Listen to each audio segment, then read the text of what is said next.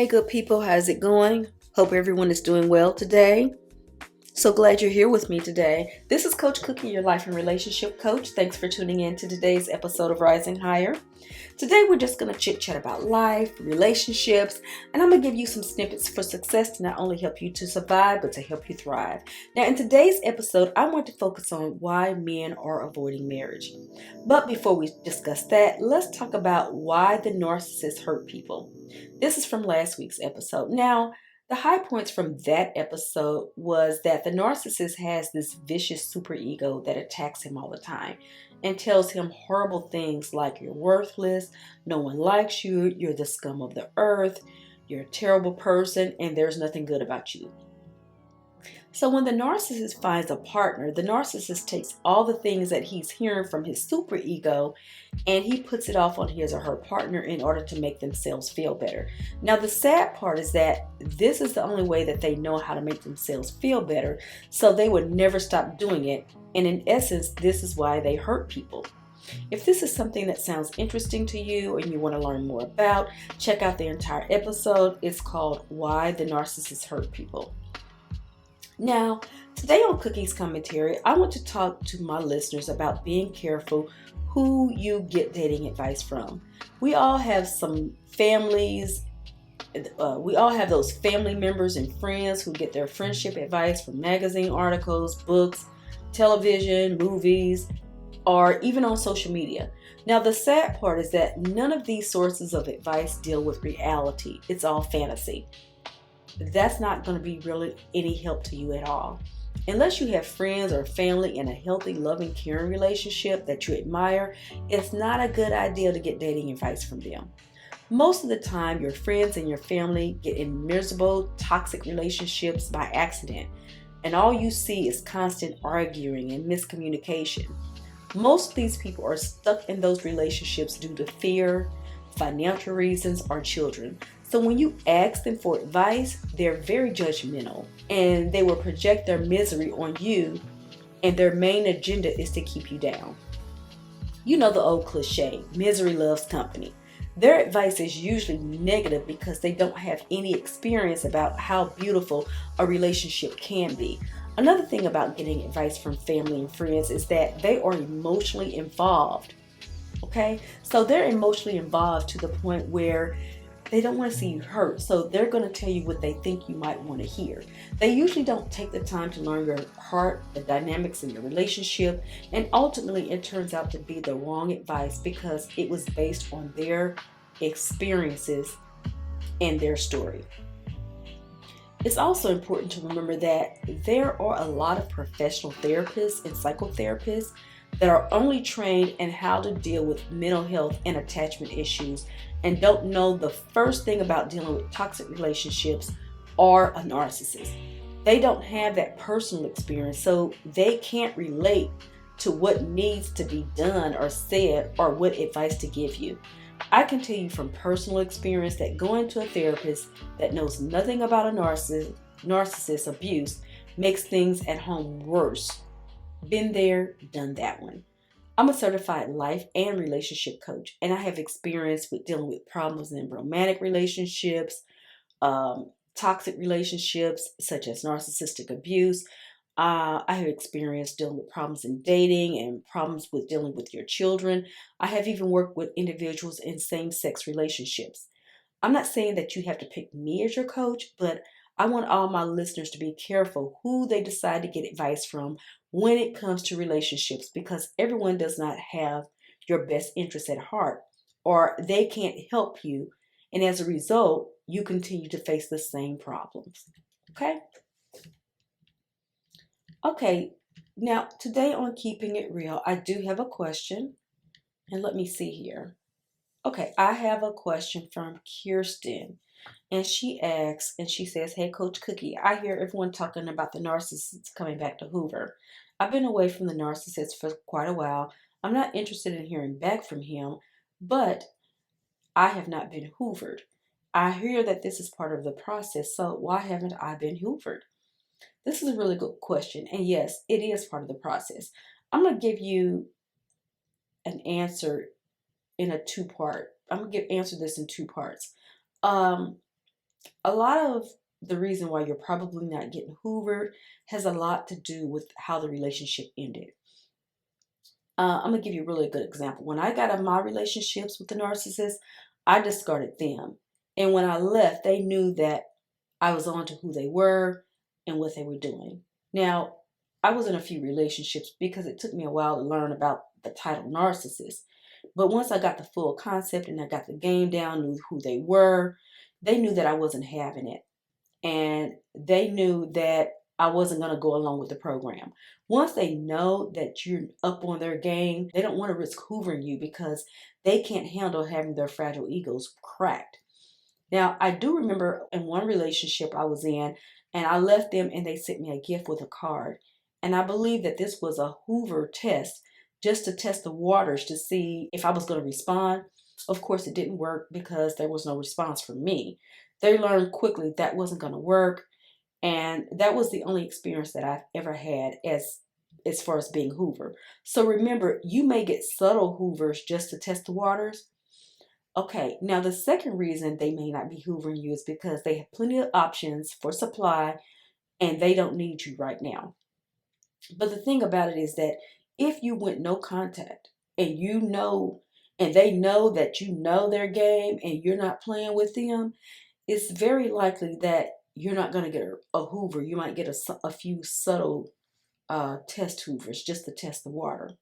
Regardless of the reason that you have not been hoovered, girl, count your blessings, okay? Now, for the topic of today, we're going to discuss why men are avoiding marriage. Yes, why are men avoiding marriage? Now, I know what you guys are saying, right? But I deal a lot with this when I'm doing my coaching. So I'm going to bring it. I'm about to bring it. And I'm going to let you know why. Believe it or not, but there are men who are out there who want to get married but have a difficult time choosing a mate because in this generation of women, they're raised to be independent, get an education, and start a career. Their main focus is not on teaching them how to raise the children, cook, clean, and sew clothes. As a result, in our society, our family standards have lowered, and women grow up to feel like they have to be dominant in order to be successful in the workforce. This toxic feminism is destroying the nuclear family. Yes, it's destroying the nuclear family. In other words, the leave it to beaver days are gone. And with the women's rights movement, women went out, got their degrees, and wanted to have a career.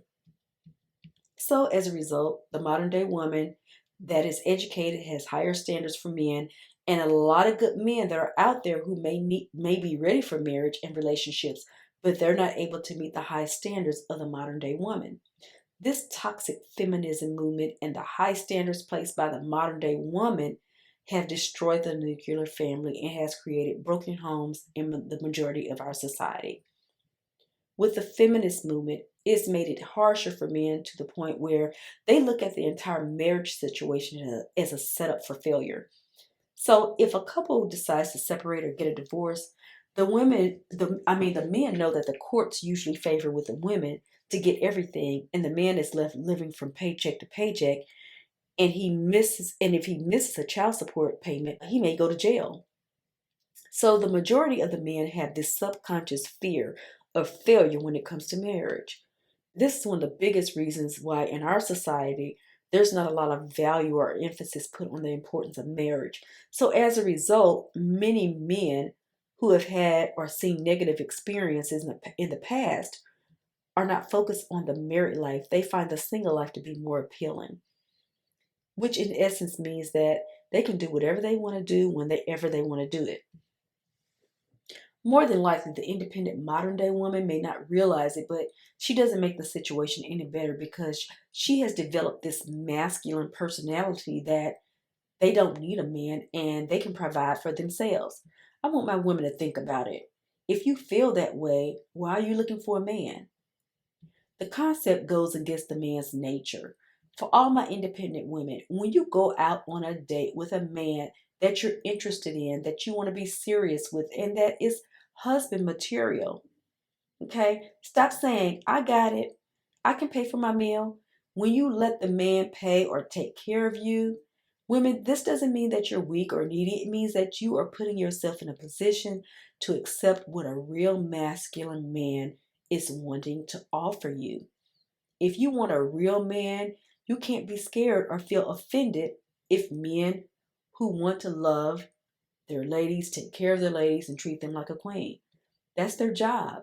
So, women, it's important for you um, to let the man know that you need him and he's appreciated. So, it's important for you to accept his help.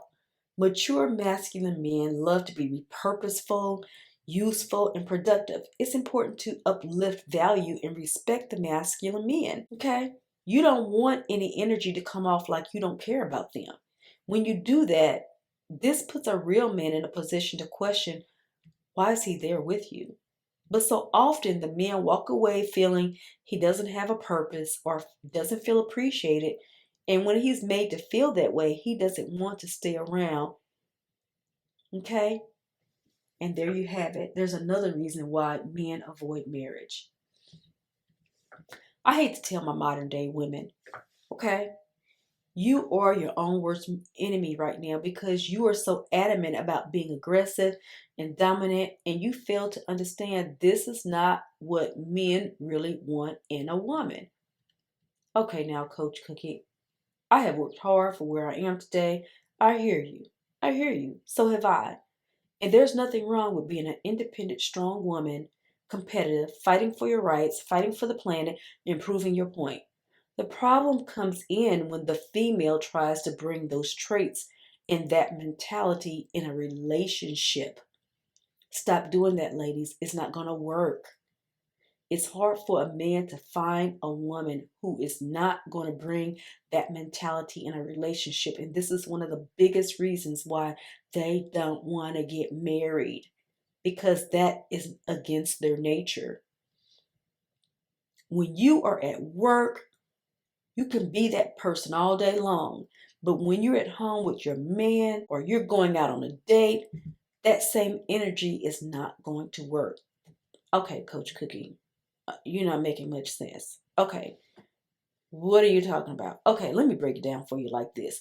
Women, you know all that energy you put into studying for your career or starting your own company, put that same energy into studying about and getting to know your man or getting a man and keeping a man. Yes, your man deserves the same type of energy that you put into a career at home. Dress up for him, study him. What is effective communication when it comes to him? What kinds of foods does he like? Can you please him sexually? Put in the same work as you do for your 9 to 5 as you do for your man. Okay? That's the same energy you need to be giving him. Basically, men don't want to be married or committed to someone when all they're going to get is the leftovers. They're not going to want the leftovers, ladies. In addition to that, when you're at home with your man, they want a woman to be delicate, feminine, knows how to listen, be supportive, and knows how to take care of home.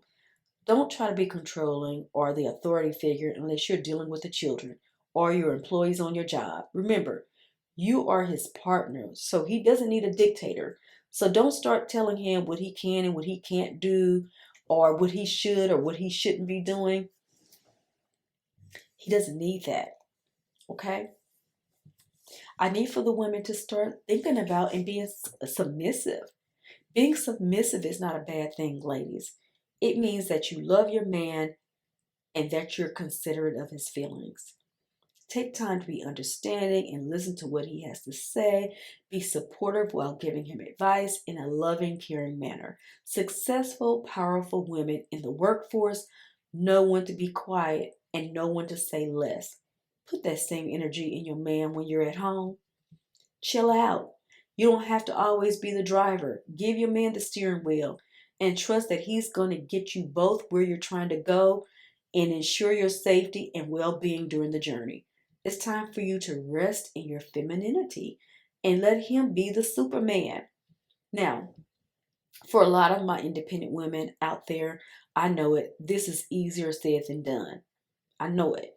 But I just had to keep it real with you and let you know these are some of the real reasons why you can't find a man, and some of the real reasons why men are straying away, being committed from a serious relationship and getting married. Now, to all my listeners out there, I would love to hear your thoughts on this topic and share your experiences and your thoughts. Remember, we are all learning together to rise higher, and I would love to hear your ideas. Remember, I'm here for you, so I want to be able to bring content that meets your needs. So if you have any questions that you would like for me to answer, or if you have a topic that you would like for me to do an episode on, please let me know. Anyone that needs my help or needs one-on-one coaching, please hit me up at heycoachcookie@gmail.com. To all my podcast listeners, if you love what you hear, please review on your favorite platform, and don't forget to share with others. To my YouTube listeners, don't forget to leave a comment, like, subscribe, and share. This is Coach Cookie reminding you to love yourself first as we rise higher together. Talk to you soon.